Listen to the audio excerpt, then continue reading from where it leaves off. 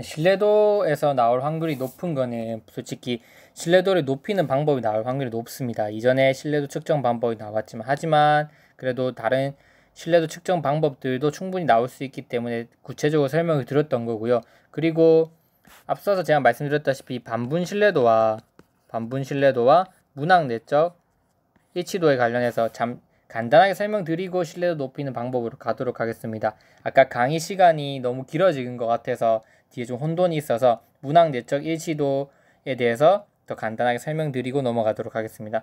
그래서 보시면 문항 내적 일치도는 제가 지속적으로 강조하지만 시험 문제에서 1번, 2번, 3번부터 20번까지 있다면 문항 각각 자체가 하나의 또 시험지로 보는 거다. 그래서 이 문항과 문항들 간의 연계성이 있어야지만 신뢰도가 있다고 판단하는 것이 문항 내적 일치도입니다. 이해되죠? 그래서 각각의 문항이 각각의 시험지라고 생각하시면 됩니다. 근데 이게 무슨 말이냐면 90에서 95% 이상 실력의 학생들이 능력으로 푼 문제들만 대상으로 한다. 찍어서 맞추는 문제는 제외합니다.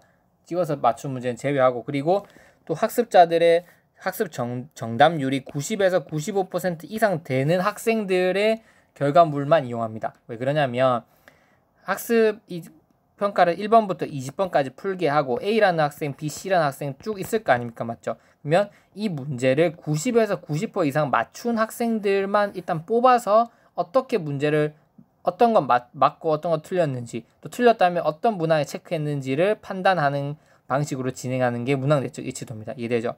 다시 말씀드리면 이 시험지를 100명 풀라고 시켰습니다. 그럼 100명 다 만약에 90에서 95% 점수를 맞았어요. 그럼 그 100명 전부 다의 이제 어떤 문서 분항을 할 겁니다. 어디에 얼마만큼 어떤 문제를 맞았고 어떤 문제는 틀렸으며 또 틀린 문제는 어떤 문항에 많이 체크를 했고 이런 거 분석을 할 텐데, 만약에 100명의 실시자 중에서 A, B, C 이 3명은 정답률이 70%밖에 안 돼요. 전체 100문제에서 70문제밖에 못 맞췄어요. 그러면 이 3명의 학습자들 결과물은 반영하지 않습니다. 이해되시죠? 그래서 어떤 시험 문제를 푼 사람의 어떤 90에서 95% 이상의 능력을 가진 학습자들이 찍어서 맞춘 문제는 제외하고 실제 능력으로 푼 문제들을 대상으로 해서 각각의 문항별로 동지성을 검사하는 거죠. 예를 들면 90에서 95% 능력 되는 아이들이 1번, 2번, 3번을 풀었다고 칩시다. 그래서 1번, 2번은 맞췄어요. 3번은 틀린 겁니다. 그럼 3번은 신뢰도가 있을까요? 한번 상식적으로 생각해 보세요. 3번 문항은 신뢰도가 팍 떨어지죠. 왜냐면 능력이 높은 학습자가 이미 1번, 2번을 맞췄잖아요. 근데 1번, 2번, 3번은 그 난이도나 어떤 문항의 어떤 내용이나 다 동일하다고 보는 관점에서 만들어진 거잖아요.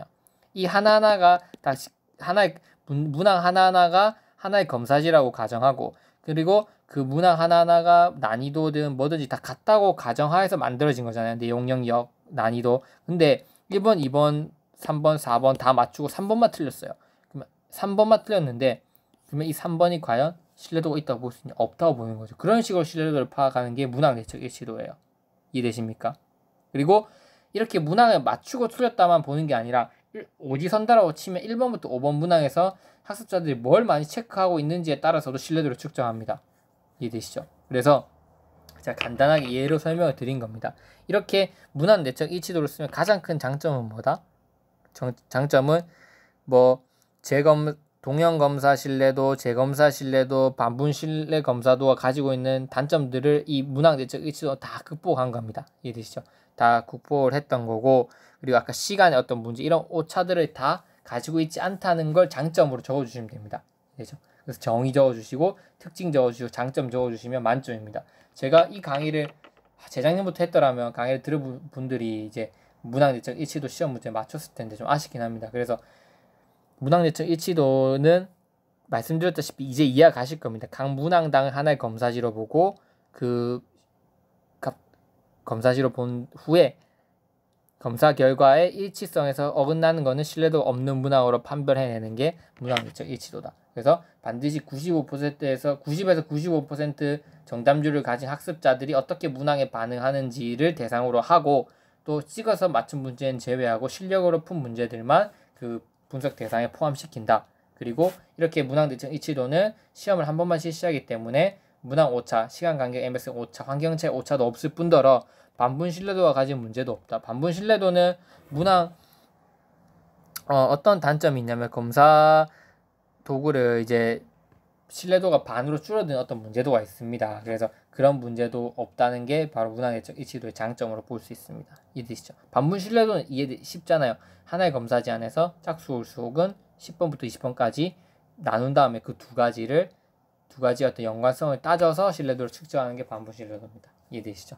네. 그럼 이제는 본격적으로 신뢰도를 높이는 방안에 대해서 한번 설명해 보도록 하겠습니다.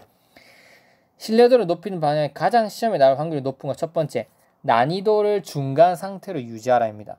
이해되죠? 신뢰도를 높이는 방법 첫 번째 뭐라고요? 난이도를 중간 상태로 유지해라. 왜? 난이도를 낮게 하거나 어렵게 했을 때는 문제점이 있다. 그리고 자 보세요. 제가 지금 말씀드리는 거는 일단 규준지향평가와 중거지향평가가 좀 섞여 있다고 보시면 됩니다. 알겠죠? 규준지향평가든 중거지향평가든 다 해당되는 거다. 난이도를 중간으로 유지하는 것이 좋다. 이해되시죠, 여러분? 자, 보겠습니다. 너무 어려우면 왜 어떤 문제가 있냐? 찍어서 맞춘 요인이 증가한다. 너무 난이도가 어렵다고 생각해 보세요. 그러면 찍는 거에 의해서 맞춤 요인이 증가하면 찍기에 의해서 시험이 결과가 평가되는 거잖아요. 그러면 잘 찍냐 못 찍냐에 따라서 계속해서 결과가 달라지는 거예요. 그래서 뭐다? 난이도가 너무 어렵게 되면 찍는 요인에 의해서 점수가 결정이 되고 그렇게 되면 시험에 대한 어떤 오차가 발생할 확률이 높아진다. 그렇기 때문에 난이도가 어렵게 되면 안 된다. 또 난이도가 너무 높으면 시험 불안을 야기할 수 있다. 난이도가 어렵게 되면 학습자들이 당황하는 거예요. 자기 실력 발휘를 못하는 거야. 적정 난이도면 괜찮은데 너무 어려우면 당황해. 학습자들이 당황해하면 어떤 문제가 발생하냐면 자기가 가지고 있는 능력이 충분한데도 그걸 발휘하지 못하는 거야. 근데 그 능력을 충분히 획득했는데 발휘 못하면 그것도 오차로 볼 수 있거든요, 여러분. 그래서 난이도가 너무 높아서 시험 불안에 의해서 자기 실력을 발휘하지 못하게 되면 학습자들이 어떻게 계속 처음 시행했을 때나 나중에 시행했을 때 어떤 문제들이 계속 결과치가 변동이 생길 수밖에 없습니다. 이해죠? 이 신뢰도는 능력에 따라서 자기 능력에 따라서 최대한 그 문제를 풀 수 있냐 없냐를 측정하는 거기 때문에 불안을 야기하는 거는 최소한으로 해야 된다. 이게 난이도를 어렵게 했을 때 발생하는 문제입니다. 그럼 난이도가 너무 낮으면 또 어떤 문제가 생기냐?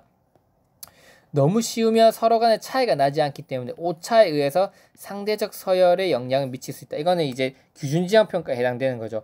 너무 낮았으면 거의 대부분 다 맞은 거예요. 그러면 점수차가 거의 안 나는 거죠.